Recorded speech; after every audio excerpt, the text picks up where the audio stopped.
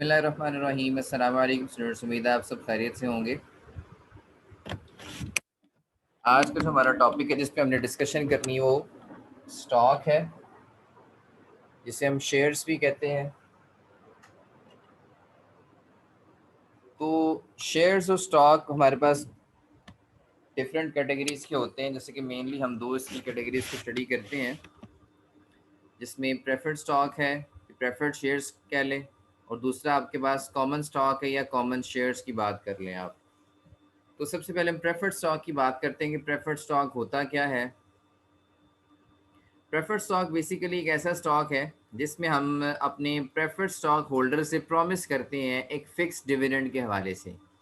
हम उन्हें कहते थे कि हम आपको एक फ़िक्स डिविडेंड देंगे, 10% या 20% या 5%, what ever you have decided in the annual general meeting, कि आपने प्रेफर्ड स्टॉक होल्डर्स को, प्रेफर्ड शेयर होल्डर्स को कितना डिविडेंड देना है।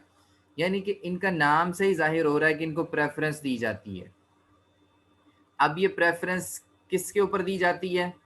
ये प्रेफरेंस जो है वो दूसरे जो बाकी शेयर होल्डर्स हैं ना, उनके ऊपर दी जाती है। ठीक है, यानी कि सब अगर प्रॉफिट में से जो डिविडेंड देना है ना स्टॉक होल्डर्स को, तो सबसे पहले हम जो डिविडेंड देंगे वो प्रेफर्ड स्टॉक होल्डर्स को देंगे।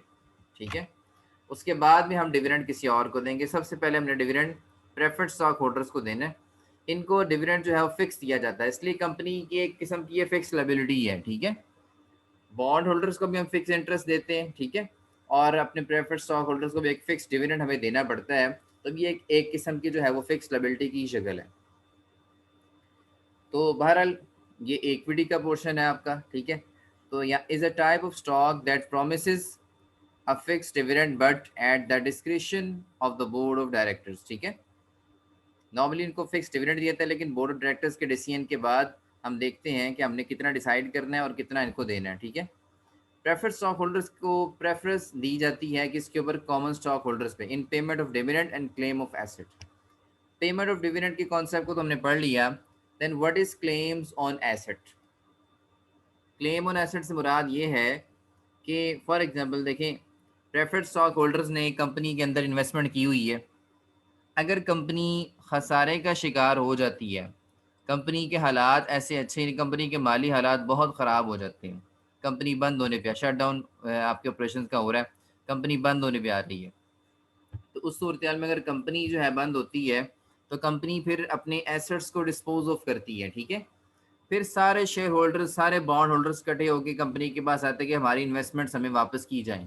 ठीक है, तो उसमें से फिर जो है सबसे पहले तो हम एक्सटर्नल्स की जो लायबिलिटीज़ उनको पूरा करते हैं, जो बॉन्ड होल्डर्स हैं उनको पे ऑफ किया जाता है। ठीक है, उसके बाद जो आपके पास पैसा बच जाता है, यानी कि कंपनी के पास जो पैसा बच जाता है, उसमें से प्रेफरेंस जो प्रेफर्ड स्टॉक होल्डर्स हैं उनको दिया जाता है। ठीक है, प्रेफर्ड स्टॉक होल्डर्स को देने के बाद अगर फिर कोई पैसा बचता है तो फिर कॉमन स्टॉक होल्डर्स की बारी आती है, यानी कि प्रेफर्ड स्टॉक होल्डर्स को प्रेफरेंस दी जाती है कॉमन स्टॉक में, कॉमन स्टॉक होल्डर्स पर, डिविडेंड के केस में भी और एसेट्स के ऊपर क्लेम के केस में भी। ठीक है, तो दोनों तरह से इनको प्रेफरेंस दी जा रही है, डिविडेंड के केस में भी और एसेट्स के मुझे अगर क्लेम करना है उस केस में भी। ठीक है, तो प्रेफरेंस स्टॉक होल्डर्स की हम कैलकुलेशन किस तरह से करते हैं, इसकी वैल्यूएशन किस तरह से की जा सकती है, ये आपके पास मॉडल अवेलेबल है। ठीक है,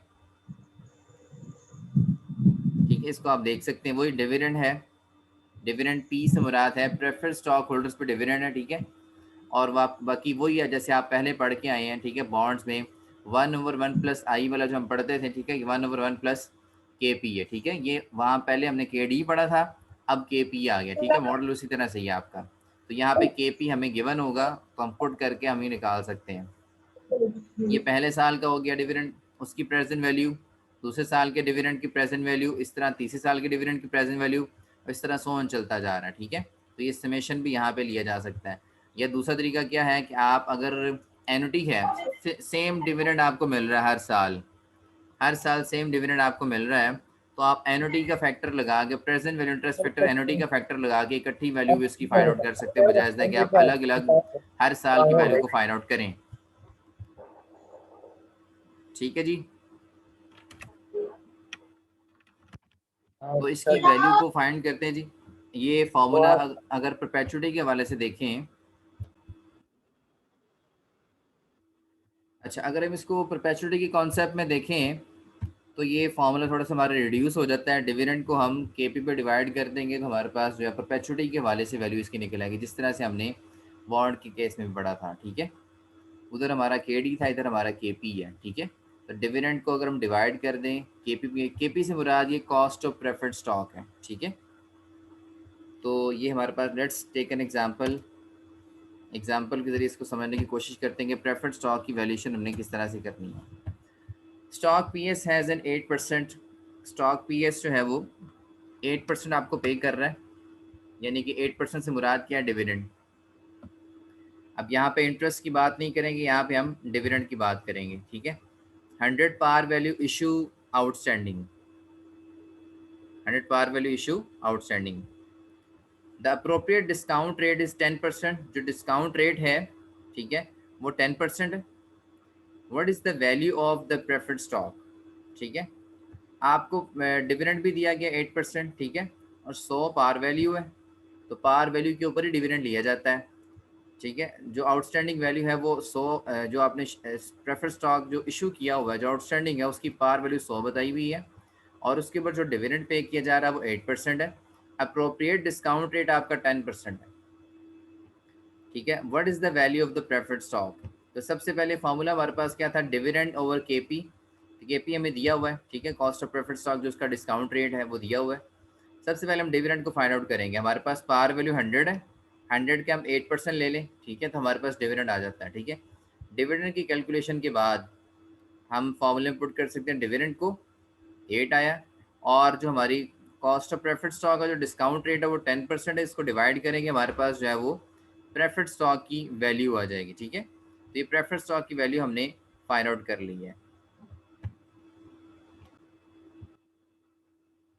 जैसे कि हम पहले डिस्कशन करते आए थे कि ये जो हमने वैल्यू निकाली है 80, इसका क्या मकसद है। देखें, जो भी हम कैलकुलेशन करते हैं उसकी कुछ ना कुछ इंटरप्रिटेशन तो होती है, हर चीज़ का कोई ना कोई मकसद होता है।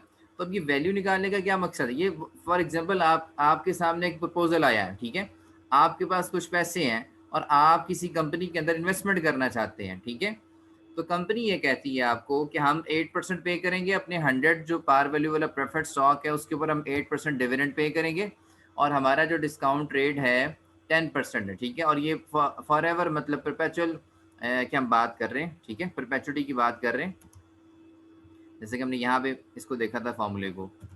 तो आपके सामने ये चीज़ें अवेलेबल हैं। ठीक है, अब आपने डिसीजन ये करना है कि अगर आप इसमें इन्वेस्टमेंट करना चाहते हैं तो क्या जो पार वैल्यू आप 100 है उसकी, तो क्या आप 100 के खरीदेंगे उसे, या कम का खरीदेंगे, या ज़्यादा का खरीदेंगे। तो आपने इस चीज़ का डिसीजन करना है कि आपको कंपनी ऑफर कर रही है 100 पार वैल्यू के स्टॉक पे 8% डिविडेंड। ठीक है, और डिस्काउंट रेट ऑफर किया जा रहा है 10%। ठीक है, तो इस केस के अंदर आपने अगर इसमें इन्वेस्टमेंट करनी है तो आप कितने का ख़रीदेंगे इसे। ठीक है, तो वो जितने का आपने ख़रीदना है उसके लिए हम कैलकुलेशन कर रहे हैं। हम यहाँ पे वैल्यू उसकी निकाल रहे हैं कि इसकी वैल्यू एक्चुअली बनती कितनी है। ठीक है, तो इसकी वैल्यू 80 बनती है। ठीक है, तो 80 का आप ख़रीदेंगे तो आपको फ़ायदे में रहेगा, 80 से कम में ख़रीदेंगे तब भी फ़ायदा है, 80 से ज़्यादा में ख़रीदेंगे तब फ़ायदा इसमें नहीं होगा आपको। ठीक है, तो 80 हमारी वैल्यू आ गई, तो 80 में अगर हम इन्वेस्टमेंट करना चाहते हैं तो हम $80 में इसको ख़रीदेंगे। ठीक है, तो ये आपके पास एक एग्जांपल थी। ठीक है, वेरी सिंपल एग्जांपल है। नेक्स्ट एग्जांपल जो है उसके ऊपर हम मूव करने से पहले इसकी थोड़ी सी प्रैक्टिस करते हैं।